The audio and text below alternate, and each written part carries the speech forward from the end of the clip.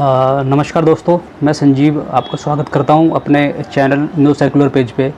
और मैं कोई जर्नलिस्ट नहीं हूं, मैं कोई पत्रकार वगैरह, कोई बड़ा पत्रकार भी नहीं हूं, छोटा पत्रकार भी नहीं हूं। मैं सिर्फ एक आम आदमी हूं। और जिस मुद्दे पे मैं आज बात करने जा रहा हूं वो है उत्तराखंड से, नैनीताल से। वहाँ पर एक उस्मान नाम के व्यक्ति, लगभग उम्र उसकी 72 साल थी। उसने एक मासूम हिंदू बच्ची का बलात्कार किया, रेप किया। और सोचिए उस बच्ची पे क्या बीती होगी, कितना ड्रामना उसके लिए रहा होगा। और इस मामले में मैं आपके साथ एक प्रकरण साझा करना चाहता हूँ कि संभवतः उत्तराखंड की जो धामी सरकार है, उन्होंने इस अपराधी के लिए उसका जो मकान है उसको अवैध निर्माण करके उसको डिमोलाइज करने का प्लान बना रही थी। और उन्होंने नगर निगम से भी एक नोटिस भेजा था उनको, उस क्रूर दरिंदे को, उस्मान क्रूर दरिंदा मैं उसको बोलूँगा, मेरे पास और कोई शब्द है नहीं। होता क्या है उस प्रकरण में, उस्मान का जो वकील है वो हाई कोर्ट पहुंच जाता है और उस पर स्टे ले लेता है। सोचिए, ये वही हाई कोर्ट है जिसके पास लाखों केस पेंडिंग पड़े हुए हैं, और ये तुरंत उस कार्रवाई को सुनने के लिए तैयार हो जाता है और उस पर स्टे दे देता है। उत्तराखंड की जो सरकार है उसको माफ़ी मांगने के लिए मजबूर करता है। मतलब अगर कोई सरकार अच्छा काम करना चाहती है, उसने अपराध किया है, उसने बहुत ही क्रूर वाला अपराध किया है भाई। बच्ची थी वो 12 साल की, और जो सरकार उस पर कार्रवाई कर रही है तुम उसको भी रोक रहे हो बीच में। नैनीताल के लोग सड़कों पे उतरे, विरोध प्रदर्शन हुआ है। और उस दौरान हमने एक वीडियो भी देखी थी जहाँ पे दो महिलाएं आपस में कुछ आर्गूमेंट उनका चल रहा था। और वहाँ पे जो एक महिला थी, जो मेरे ख्याल से उसने सूट सलवार कुछ पहना हुआ था, शायद ग्रीन कलर का था, तो वो महिला अगेंस्ट में खड़ी हो गई यार। आप सोचिए, जो हिंदूवादी संगठन वहाँ पे विरोध कर रहे थे, एक और महिला थी, उनसे उनकी झड़प कुछ हो रही थी, तो वो कुछ पुराने केस उठा के और इस वाले केस को दबाना, मतलब सोचिए क्या मानसिकता है। ठीक है, जो पहले अपराध हुए हैं वो कोर्ट में चल रहे हैं, लेकिन इस वाले अपराध को आप उस वाले अपराध से कंपेयर नहीं कर सकते। ऐसे व्यक्ति को समाज में रहने का कोई अधिकार नहीं होता। और हम देखेंगे, न्याय देखेंगे कब तक देगी सरकार, क्योंकि न्याय से तो हमारा है ही नहीं, भरोसा ही नहीं, हमारा उठ चुका है भाई। कोर्ट आए दिन, सुप्रीम कोर्ट हो चाहे, आए दिन किसी न किसी चीज़ में टांग घुसेड़ता रहता है बीच में। क्या बोलूँ मैं। और इसकी, उस्मान की मैं बताता हूँ, ये एक छोटा सा राजमिस्त्री था, और राजमिस्त्री का इसने जो काम स्टार्ट किया उसके बाद ये मतलब करोड़ों के टेंडर में खेलने लगा भाई।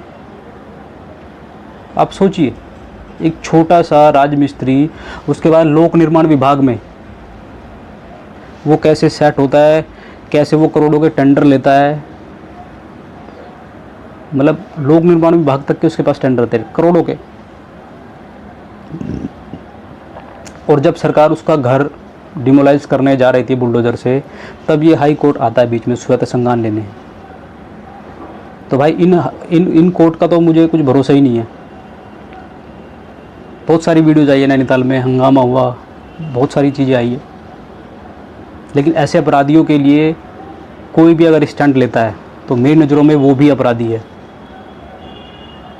मैं उस लड़की से पूछना चाहूँगा, उस बहन से पूछना चाहूँगा जो वहाँ पे उस प्रोटेस्ट के दौरान, उस विरोध के दौरान वहाँ पे जो है उस्मान मलिक का बचाव करते हुए नज़र आ रही थी।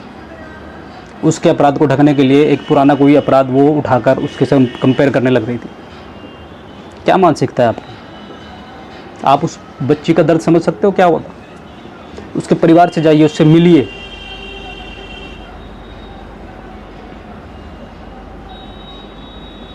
उत्तराखंड बहुत ही साधारण सा राज्य है। वहाँ के लोग बहुत मासूम होते हैं, बहुत भोले होते हैं। मैं गया हूँ उत्तराखंड, बहुत बार गया हूँ। वहाँ के लोग नहीं है ऐसे।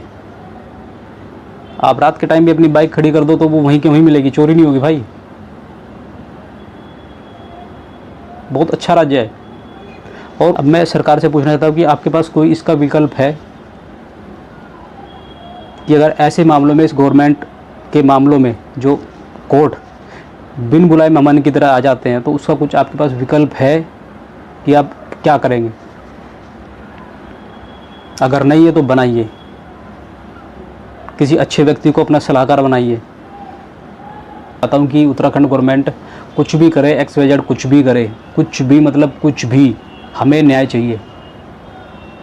उस 12 साल की बच्ची के लिए हमें न्याय चाहिए। आप ग्राउंड लेवल पे धामी सरकार फेल होती नज़र आ रही है। अंकिता भंडारी के केस में भी हमने ये देखा।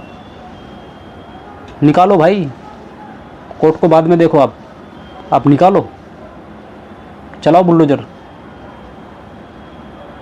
जनता परेशान हो चुकी है आप लोगों से, आपके निर्णयों से।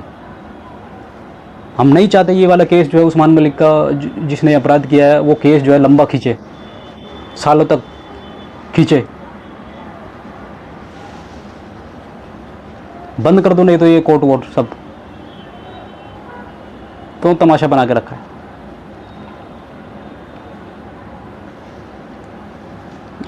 दोस्तों, गुस्सा आता है इन सब चीज़ों को सोच के, अपने देश की न्याय व्यवस्था को सोच के गुस्सा आता है। मैं आपके सामने आगे भी कुछ वीडियोस और देखते हैं इस पे क्या अब सरकार संज्ञान लेती है और कोर्ट का क्या आदेश आता है। अगली वीडियो में मैं आपसे मिलूँगा, इसी पे बात करेंगे हम लोग। और अब मैं चाहूँगा कि उस बच्ची को जल्दी से जल्दी न्याय मिले और सरकार उस पर जल्दी से जल्दी ऐसी कार्रवाई करे कि एक मिसाल पेश करे कि उत्तराखंड राज्य सरकार ने ऐसा किया था। हम प्रतीक्षा कर रहे हैं। जय हिंद, जय श्री राम।